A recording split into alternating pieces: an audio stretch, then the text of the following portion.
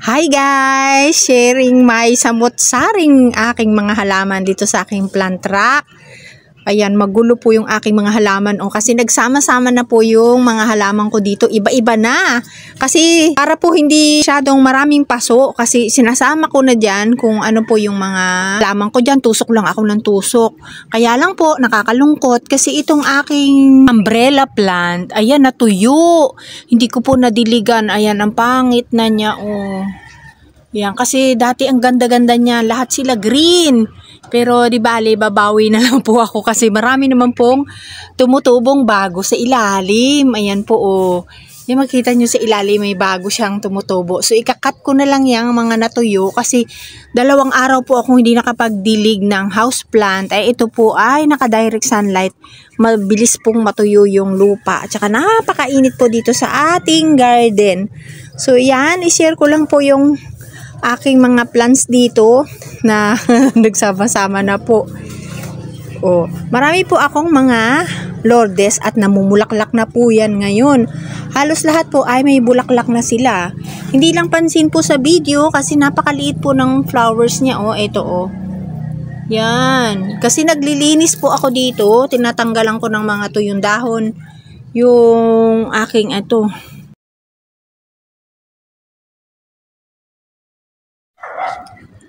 Sa mga halaman ko pala dito guys, lahat dito, wala po ako ditong binili. Ayan, lahat po ito ay bigay. Oh, nanggaling sa kapitbahay, na pag umuwi ako sa probinsya, bigay ng mga kapatid ko. Ay lahat pala ito bigay, wala talaga akong bili dito. Oo nga, hindi ko naisip. Yun na, lahat talaga to bigay. Oh, mga bigay po talaga yan lahat sa akin. O pati yung mga dragon fruit na yung bigay din lang sa akin yan, no? Mga kuha-kuha ko lang yan doon sa amin sa probinsya namin O, mas dumami yung mga galing sa probinsya. O, ayan. Ay, binili ko lang pala dito yung cactus. Ito yung cactus ko na dito ko nilagay. Ay, nako, bad news po pala dito sa ating cactus na to. Kasi kinakain po siya ng snail. Yung mga maliliit na snail, baby snail, ayan, marami na pong kinain yung mga snail dito sa ating cactus. Nakita ko na lang, mga uka-uka na. Tapos yung dito, namatay na kasi inuka niya dito, oh, sa puno. Itapong ko na nga to, ayan. Ito, mayroon na naman, ayun, oh. Ay, kinain po nila. Tapos yung pinakang maliit ditong cactus, kinain. Tapos itong malaki, meron na rin kinainan. O, ayan o. Hindi ko lang mahuli. May isa akong nahuli dito Pinatay ko na siya yung maliit. Kaso, umaakyat po dito kapag basa yung lupa. Dahil yun ang gusto nila Lumalabas po sila kapag ang soil natin ay basang-basa o nababasa. Yan, kapag nagdilig ako, sumasalis sila. Hindi ko na nababantayan. Dati ang dami-dami niyan laki na sana po. Tingnan nyo po itong isang ito, napakalaki na. Yan yung anak, malapit na siya maging mother plant. So yan lang, ito po nabuhay ko pa naman yan ng galing sa seed. Kasi itong cactus na to, kapag nagkaroon ng flowers, automatic siya talaga nagiging seed yung kanyang yung kanyang flowers. Kaya hinihintay ko na lang na magkabulaklak ito para maging seed uli at makapagtanim tayo. Ayan, kasi kinain na ng mga snail yung mga natin yung ating mga cactus Yung dito sa side na to, inubos na nila, tapos ito kinakain pa rin. Ayan nahati na. Dito pa naman tumutubo sa gitna yung kanyang flowers. Ilan-ilan na lang. Tapos yung malaki na yan, meron na rin uling damage. Baka yung sobrang liit naman na snail, yung mahaba ang buntot, pwede siyang makasuot dyan. Baka yun naman yung kumain.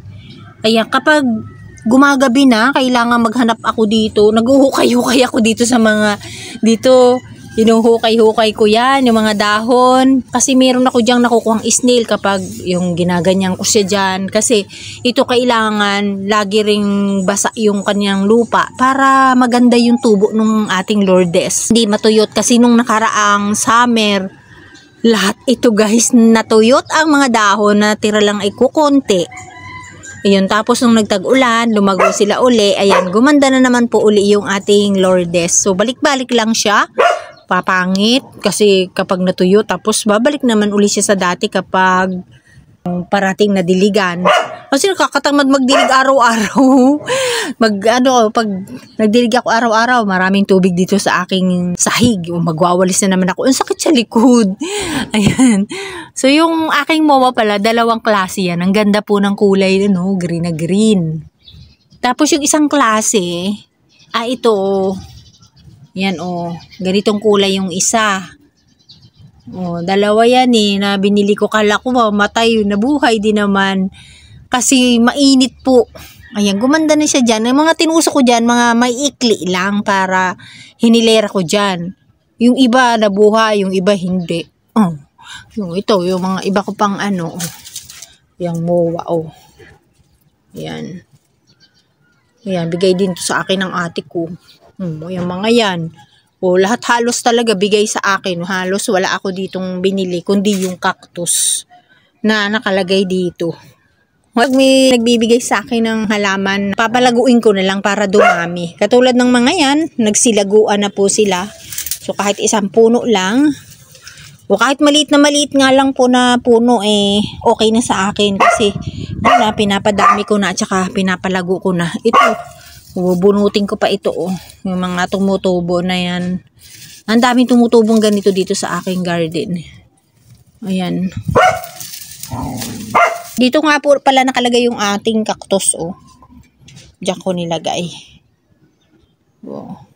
Nilipat ko dito yung aking, kasi natuyot po yung mga dulo niya, Yung dalawa, tatlo po itong tasa, Yung dalawa nito, binunot ko muna at inayos ko yung pagkakatanim. Kasi yung mga dulo, ayan, natuyot na. Ayan, pangit, no. Mainit masyado dun, guys, sa pinagkakapwestuhan nila. Kaya dito muna siya. Yung aking hoya na malago dati. Share ko na rin sa inyo. Ito yung aking hoya. Tanda po ninyo yan. Yung aking niripat dito nun. Malago pa yung dahon yan. Ayan, kasi hindi yan dito nakalagay. Doon sa may ilalim ng rose cactus. Doon siya nakalagay dati. Nilipat ko siya dito kasi munti yung dahon niya, guys. Yan lang, pumayat na siya. Kukunti na po yung dahon. Pero andyan pa naman yung katawan niya. Kaya sana tubuan uli ito ng mga dahon. Ayan, liit na, no.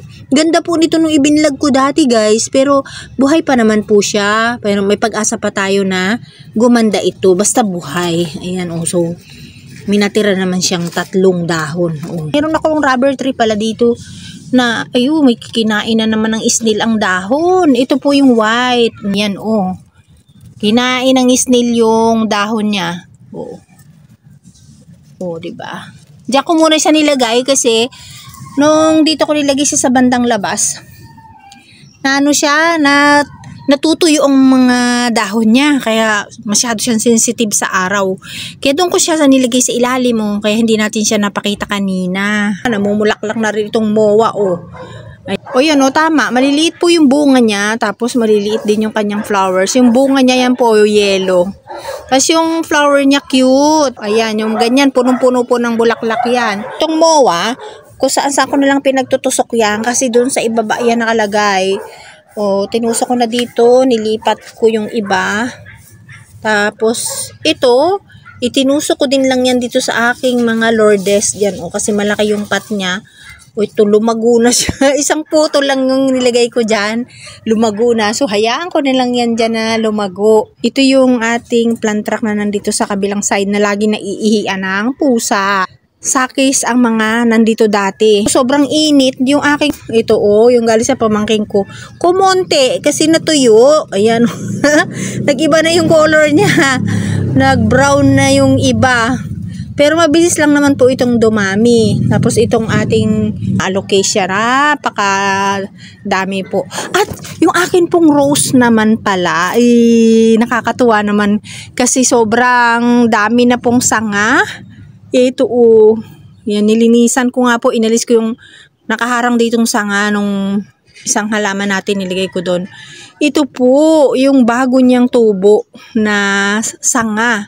At ang dami niya magiging bulaklak po. Ito magiging 4. Ayan, ang bulaklak na ito guys, isa lang dati yung pinicturan ko. Ayan, ito 4 May 2 ditong maliit, tsaka ito. Ayan, ang sipag mo bulaklak. Thank you, Sidra. Ayan, binigay mo sa aking rose. Ayan, ang Laguna. Ayan na binigay mo sa akin is may sanga lang na maliit. Amin na niyang sanga. So, ayan yung aking mga Lourdes po ay pinadami ko. Ayan, kaya makikita nyo na halos Lourdes po ang nakatanim dito sa 3 layer natin na plant rack. Pero may mga kasamang iba-ibang mga halaman. Nagsama-sama na sila dyan. Tapos yung aking dragon fruit ay inilagay ko dito sa taas kasi gusto kong pagapangin yan doon sa itaas. Malilim dito, lalo na kapag hapon nalilima na yan. So, gumanda ito. Dumami yung dahon niya. Dati nung nandyan yan sa ibabaw, guys, parating natutuyo ang dahon. Ngayon, meron siyang nananatiling 6 na dahon. Ayan, Dati 1 lang, 2, tapos tuyot na. So, dito ko na yan inilagay. Dito yung mga samot-sari kong mga houseplant. Ayan. Ito rin, galing din to kay Sidra, kasama ng rose. So, 1 puno lang ito dati. Ngayon, ay, malaki, madami na pong puno, ilan na bang puno ito? Lumago na siya. Ayan yung, kita po yung mga naging anak niya. Ito, Ayan. So, ang mother plant lang niya, ito yung maitim na isa. Kumapal na siya. Kaya lang yung niya, yung mga kulay niya is hindi lahat nagkukulay. Kasi nga, dito po ay shaded area na ito, guys. Uy, hala! Ano ito? May bulaklak. May bulaklak na nga. Nagta mo yan? Yun. Ganun pala yun. May bulaklak na siya. Ayan. Maganda po kasi, yung kanyang kulay ng dahon niya. Yun. Tapos, dito yung ating aloe vera. Ayan, na-vlog ko na rin tong aloe vera natin. So, dyan ko lang siya nilagay. Lumalaki na po ang ating aloe. Mga rubber tree.